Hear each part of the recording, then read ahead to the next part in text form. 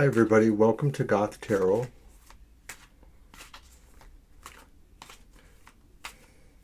For the week of April 7th, in the year of our Lord, 2021.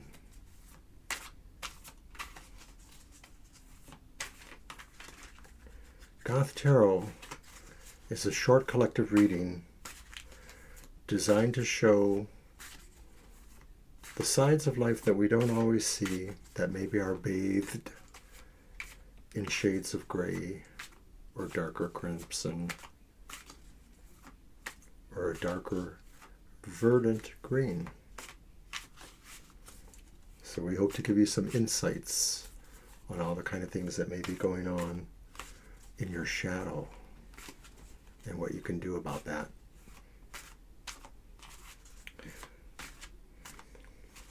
So first we tell you, for this week, what is your dark gift? What insights or wisdoms do your dark philosophies give you?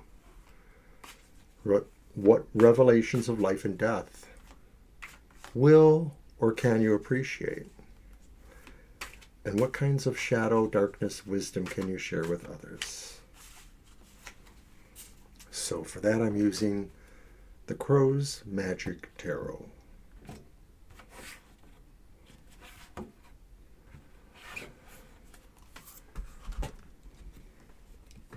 Your dark gift. The Queen of Wands. Upright.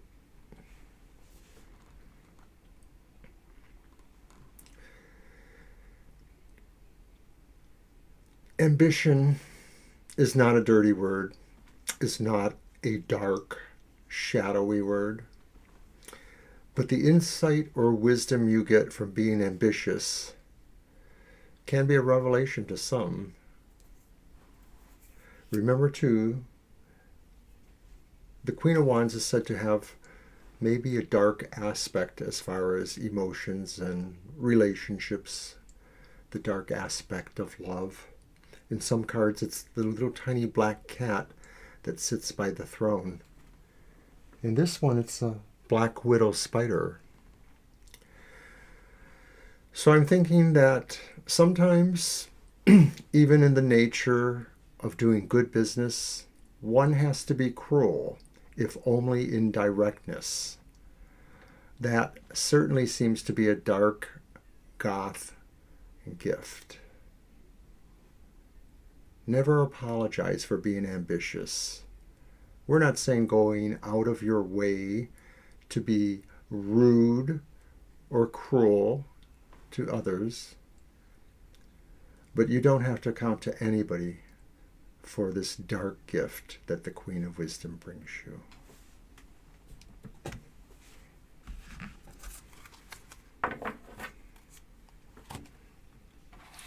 So now we're going to look at the dark struggles using the Gothic Tarot.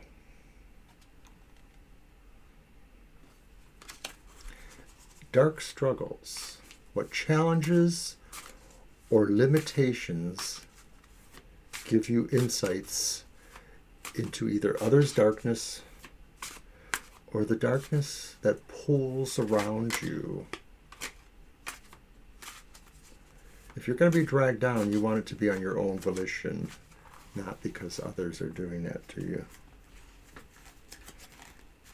At least that's how this goth sees it.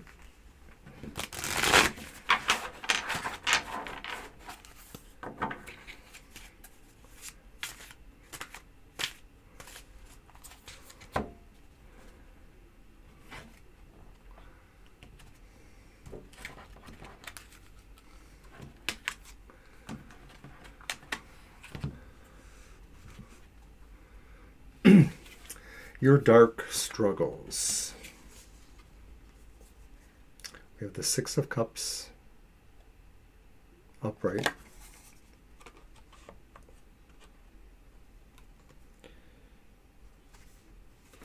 And then we have the Nine of Swords reversed.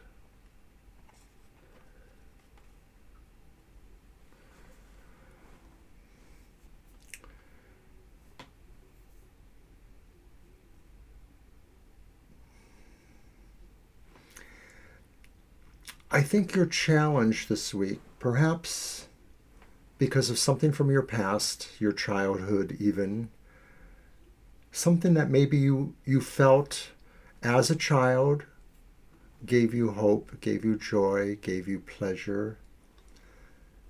But maybe as an adult, you need to discard a truth there, a truth about the suffering that you did not partake in,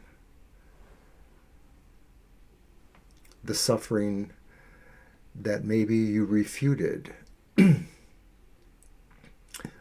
suffering that others wanted to use to darken your childhood, perhaps leading to where your dark visions are now, your dark philosophies, your dark look at life. So I'm thinking that it's always been a struggle to move away from these things of childhood, because there was always attached the sense that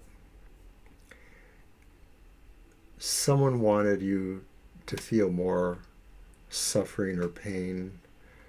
Somebody wanted you to obey more or to follow their own gods instead of the ones that maybe you were discovering. So your struggle is into learning how that could actually have shaped you now, how that could have given you your dark vision, and how maybe that resolves you to always keep a little bit of distance between yourself and the inappropriate sorrows that others would have you bear.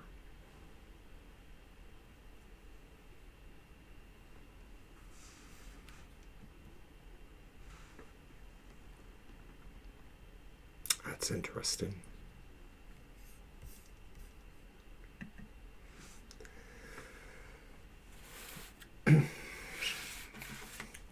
So now we're going to look at your dark truth, your dark sacrifice, and your dark redemption. Your dark truth. What qualities, people, things in your life seem oppressive, yet could possibly offer you insight if you could look at them in a certain way?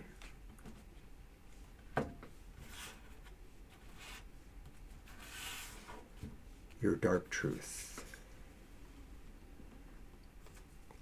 The Four of Cups.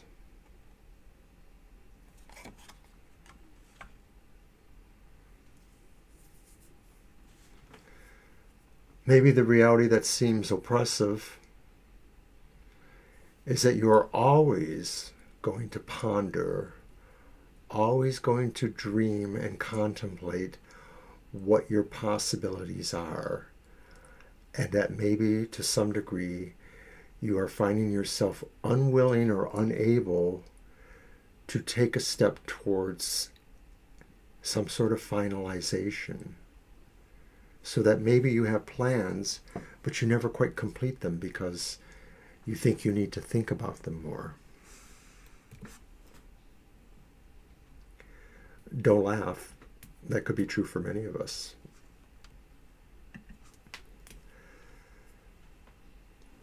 But I think that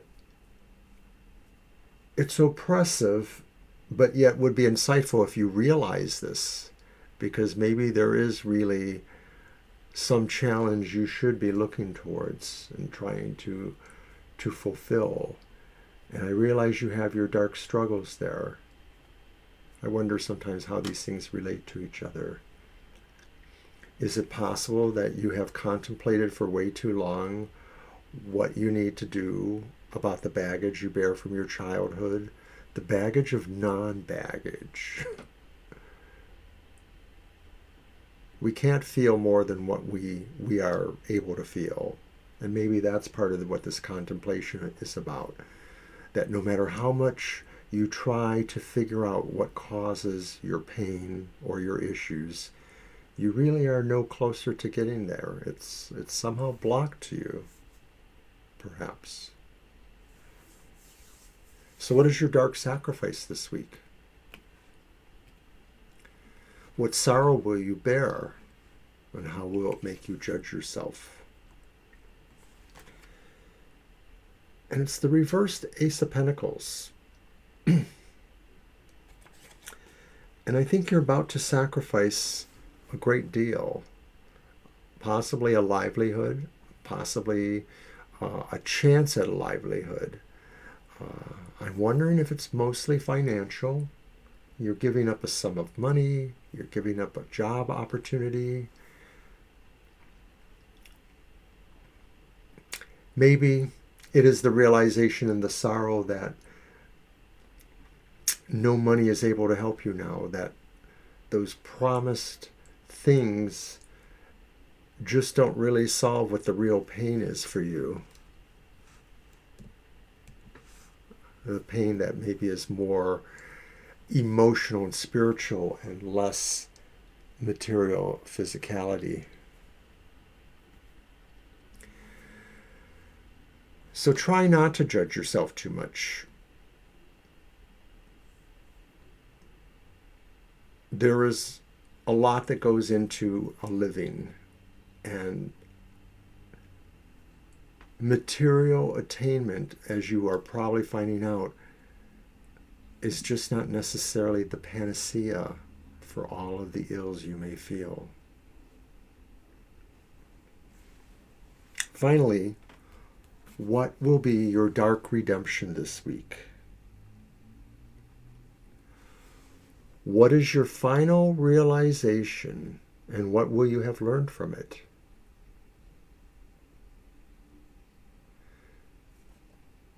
And it's the reversed Queen of Pentacles.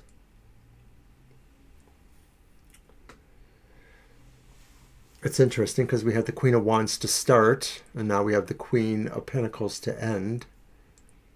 So whereas in the first, the idea that your gift was being able to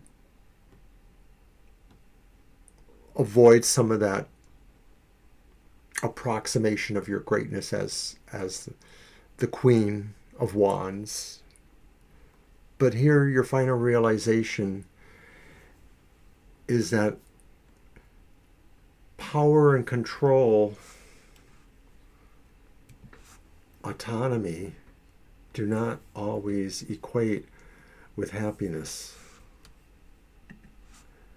And that what you will find is that the inability to flourish and to grow things will matter the most from you, and that you will want to come to the compromise and balance that's in your dark heart, you Goth,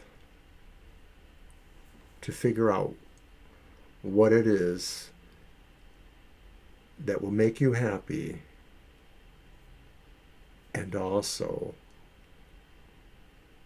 will solve the dichotomy you have.